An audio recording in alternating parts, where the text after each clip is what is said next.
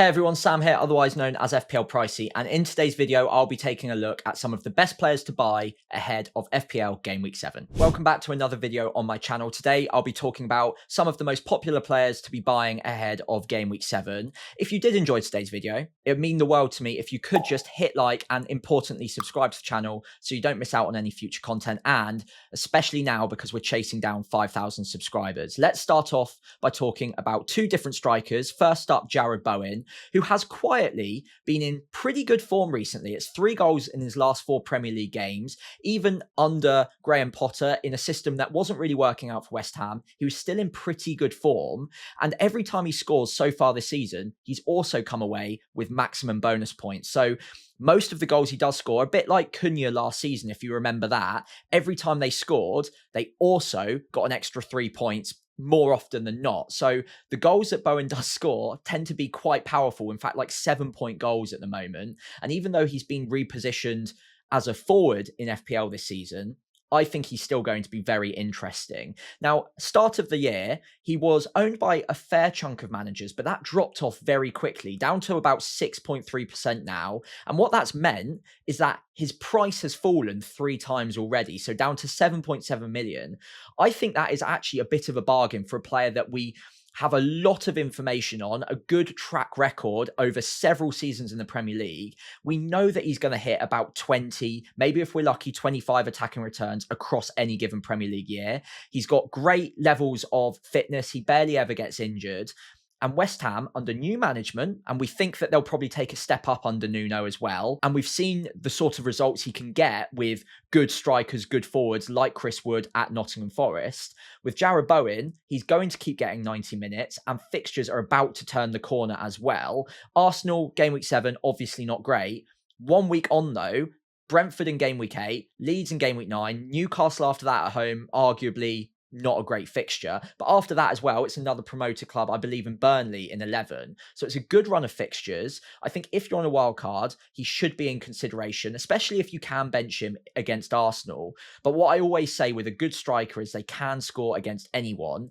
And again, under Nuno, maybe they'll just have that new manager bounce that will get them over the line, get a couple of goals in the more difficult fixtures as well. The underlying data is not great, admittedly, but because we have so many seasons of data to encourage us in the quality of the pick, I think that Jarrod Bowen is a player that should be on a lot of people's radars. Especially if you're wildcarding, I think he could be in consideration even as soon as now. If you're looking at using free transfers, maybe next week is the week to jump on. But if you want to go early, even against Arsenal, I don't absolutely hate it. But I'd imagine he does very well under the new system and under Nuno. So we've talked about a striker who we've got plenty of information on, but let's talk about one that has very quickly acclimatized to the Premier League. 3 starts in the league so far, scored twice and looked really good again against Arsenal, bullied the centre-backs. Great, well-taken goal. And although the data at the top of the screen there, the XG, the XA per 90 isn't looking fantastic yet, I'm fully sold on Voltemade as a pick. I think the fixtures look nice as well. Nottingham Forest next up. After that, and I can't fit them all on screen because it would just take up the whole screen, but you can arguably hold on to any Newcastle players all the way through to, I think it's Game Week 23. They don't really ever have an extended run of poor fixtures. They're pretty easy to hold on to for that entire time. So if you've used a wild card, or if you're using one now, a player like Voltemade, you could also look at defenders, by the way, with the same logic, the same framing, but these picks can be held on to for a very long time. And so far, I don't think we've even seen the best of Voltemade. We've got very good early encouraging signs, but he's going to get better as the weeks go on. They're going to find better ways of serving him with bigger chances. They're still, as a team, getting used to the way he plays. His hold-up play is good. He's very good in the air. And I think he's going to be an elite level Premier League striker. Obviously, coming in at 7 million, if he is anywhere close to as good as Isak was for Newcastle, and I don't expect him to hit the same numbers, but if he's even anywhere close, that is going to be very good value for money. He's still incredibly differential. The Newcastle fixtures are turning a corner right now, and he can be held onto for a very long time. So again, a player I would have very high hopes of. The projections from the market odds via Solio Analytics are suggesting he should be hitting a return, a goal or an assist in more than once in every other game. So 0.58 XGI per 90 is very encouraging. He hasn't been getting 90 minutes just yet, but I think that will come with time. And I think the longer that he's in a Newcastle shirt, the better he's going to get, the more familiar he's going to be with his team around him. And I think we're yet to see the best out of him. And what we've seen so far is already very, very encouraging. So I think if you ask most FPL managers which team you're looking at bringing in players from ahead of game week 7, it would most often be Arsenal. Now, defenders and goalkeepers kind of sort themselves out. We've all got our own opinions on which defender is best. I personally prefer Gabriel, but Calafiori, Timber, even Saliba are all good options in their own right. In goal, Raya, I think, is the keeper that will pick up the most points over the next run of games. Their defense is absolutely phenomenal. They will keep a lot of clean sheets. But I don't want to talk about the defenders or the goalkeeper right now. I want to focus this section on figuring out which attackers we should be targeting from Arsenal for this extended run. They've got a great run of fixtures. I think they're going to score a lot of goals as well as keep clean sheets. But not only do I want some defensive coverage, I also want to pick out the right attacker that's going to get me a fair chunk of those goals, those involvements over the next few game weeks. Now, Gyökeres, I think, is going to be the most popular pick. I think he ticks the most boxes now as well, because I think he's on penalties. We don't know that for sure while Saka is on the pitch. We've obviously seen Gyökeres take penalties. He's got a great record.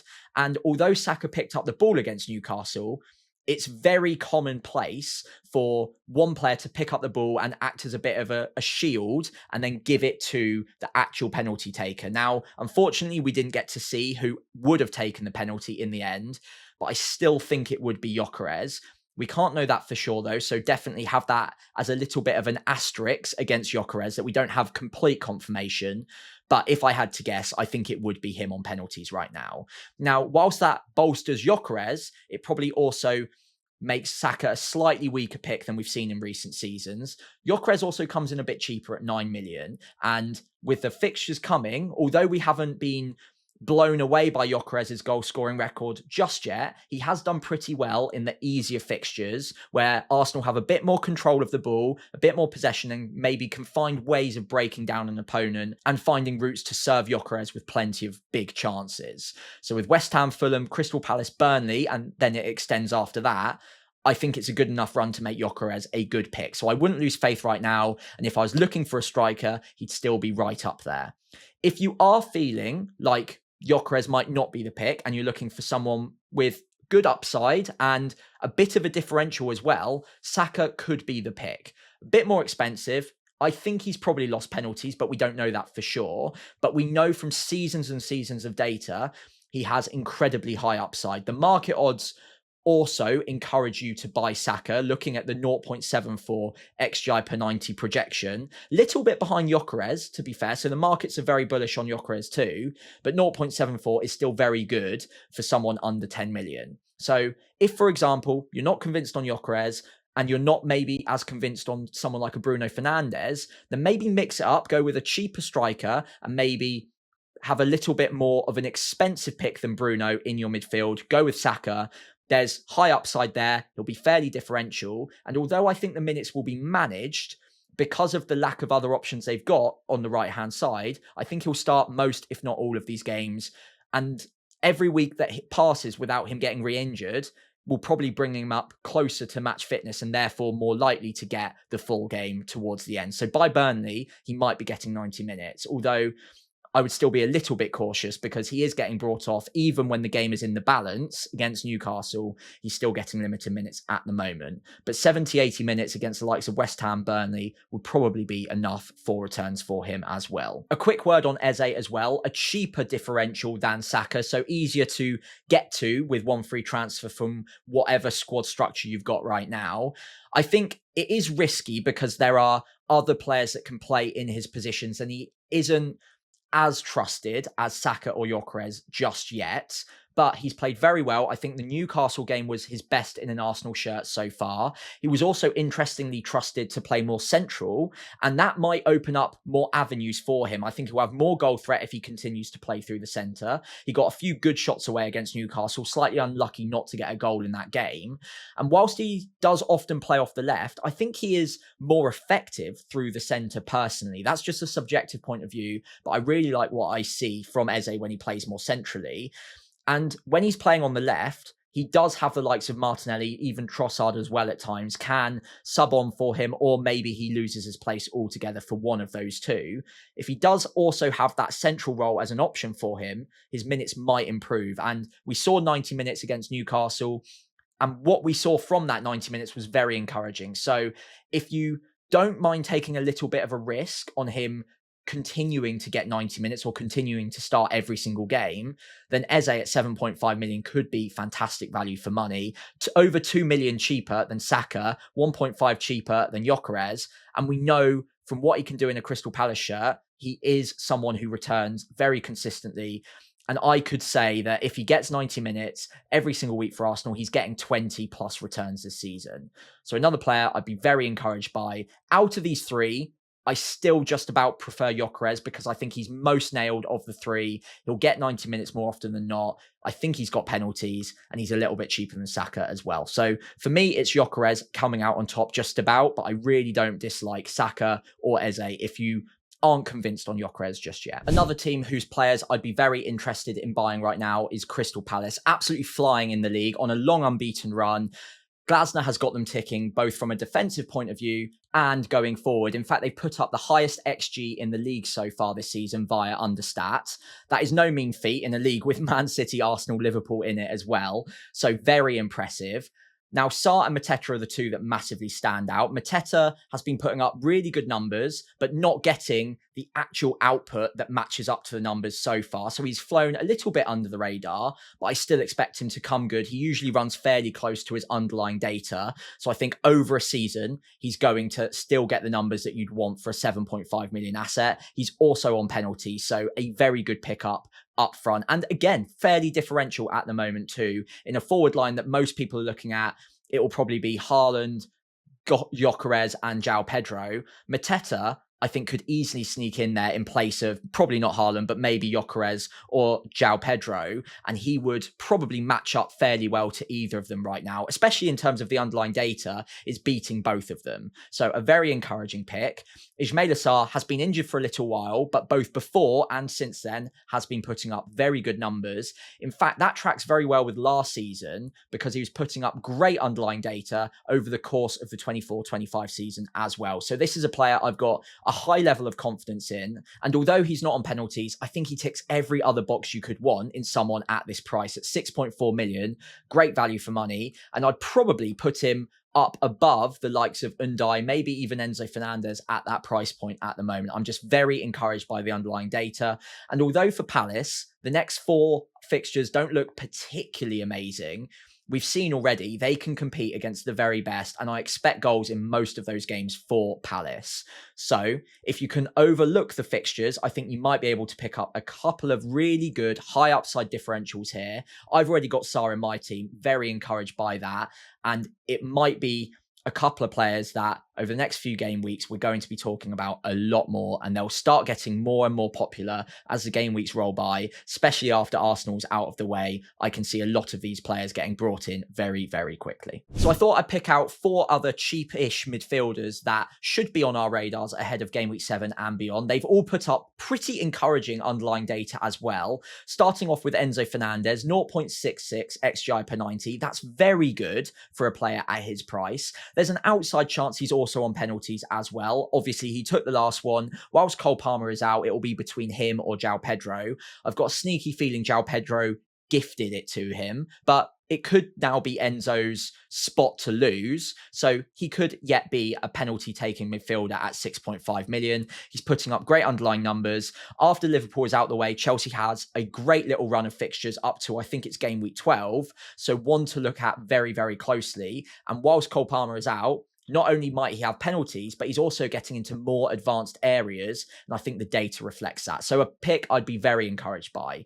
Minte as well, putting up good numbers, not quite as good, but 0.47 is very good for someone at 5.9 million. He doesn't have the benefit of penalties or anything like that, but we've seen from seasons past, he does put up good underlying attacking data. He's a player with a lot of promise. I think he could go right to the very, very top of the game, and he's still very young, good fixtures to come, and he's starting to finally nail down that spot a little bit more. I think the only thing putting off a lot of people last season was we never really knew when he was going to lose his spot. Once in every while, he'd just come out of the side or just get subbed off pretty early. This season, that looks rarer and rarer, and I think he's becoming more trusted by Hertzler, more important to the team, and with the fixtures to come at 5.9 million, I think he is a very good budget gem. The other two I want to talk about, Doku and Anthony. I'm not as convinced in either of these picks for different reasons right now. Doku, I'm just a little bit scarred by Pep and the way that he rotates his wingers more often than not, but also the central midfielders as well to a certain extent. Basically, if you're a Man City attacker, it's pretty likely that you're only one or two bad games away from getting dropped. So Doku has been very good so far. Pep has given him glowing references so far this season, and he is playing very, very well. But I am just a little bit cautious that it only takes one bad game or a system change, or maybe Pep spotted something that he needs to develop a unique system to win a certain specific type of game of football. Any of those factors could come into it, and it could leave Doku out of the side all of a sudden. So I'm a little bit wary on that, but he's at a good price. He's putting up good numbers and he's serving Haaland very well. So I don't see any logical reason he should come out of the starting lineup, but I am still a little bit scarred by what Pep is capable of with doing with his starting lineup. So one that I'd probably just wait on for now, but those of you who are a little bit more brave than me or a little bit more convinced in the minutes, he could be a very high upside City attacker, so do not ignore him. Finally, Jadon Anthony at Burnley, a player that honestly I overlooked at the start of the season. I did not expect him to get off to a start that was this good. Obviously a good player, but you don't generally expect Burnley to score that many goals and not enough to make him a serious option. But he's proven that wrong very, very quickly. 4 goals, 1 assist in the opening 6 game weeks. He's right towards the top of the midfield leaderboards at the moment, and good underlying data to support that. Also, not terrible fixtures over the next 3 game weeks. Aston Villa, Leeds, Wolves. You can see more goals coming, absolutely. And every year, or well, maybe not last year so much, but most years, you get 1 or 2 budget differentials in promoted sides who do very, very well, who outperform our expectations. Anthony could be that player, and he could continue to do this. Like I said, though, I've got more hesitations with Anthony and Doku. With Anthony, it would be more about how long can this continue? Do we expect a little bit of a regression from Burnley in terms of their output? Is that going to drop off enough that it makes Anthony a slightly weaker option? Or would we just expect Anthony's goal share to drop across the season? Either way, right now, he's doing very well. He's got the fixtures to support it. So I really don't hate it as a pickup over the next 3 game weeks. I just wonder how long it will continue. But every year we do get those form players that just ride that wave of form for an extended run. And Anthony could be that player. He's obviously very talented. Burnley are scoring a fair chunk of goals right now, and Anthony is at the end of most of them. So don't let me put you off of him whatsoever. But out of these 4, I think Enzo and Minte would be my favoured options. Doku and Anthony aren't the sort of picks that I would normally go and jump into that quickly.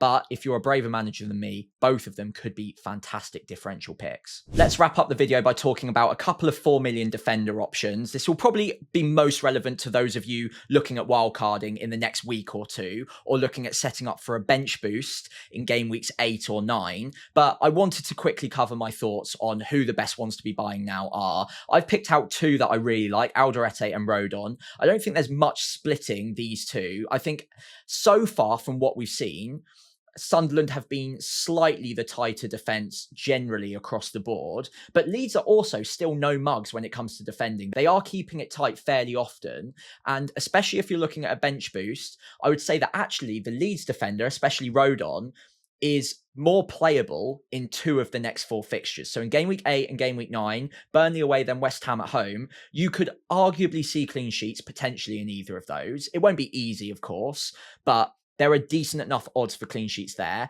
And he does get DEFCON fairly often. So again, decent upside for a defender that most often will just be sat on your bench. If you're bench boosting, those are 2 good fixtures to look at targeting.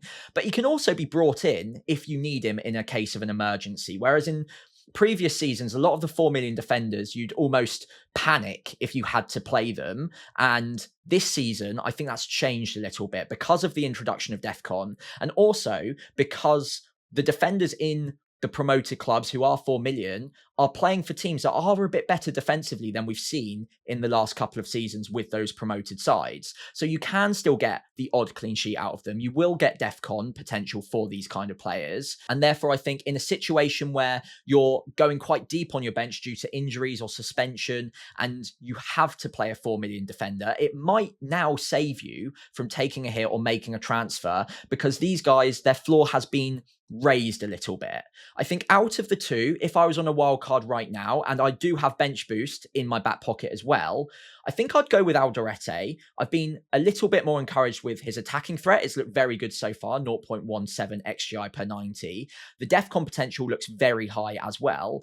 And Sunderland across the board have been a very good defence. But I wouldn't rule out Rodon, especially if you want to leave your options open on a wild card to bench boosting in either game week 8 or game week 9, because things can happen, right? You might get a random injury in game week 7 ahead of game week 8, and therefore you might need to postpone the bench boost another week. So having those 2 playable fixtures for Rodon is maybe a little bit more comfortable on a bench boost, but I don't think you can really go that far wrong with either of them. And even in a poor week for them fixture-wise, they might still get a 3 or a 4 pointer with some DEFCON. So both good options and very comfortable to have on your bench and bring on in a situation where previously in other seasons you may not have been able to rely on them. Now, if you enjoyed today's video, I massively appreciate it if you could drop a like and hit subscribe to the channel, and I'll see you tomorrow as we run through my team selection ahead of game week 7.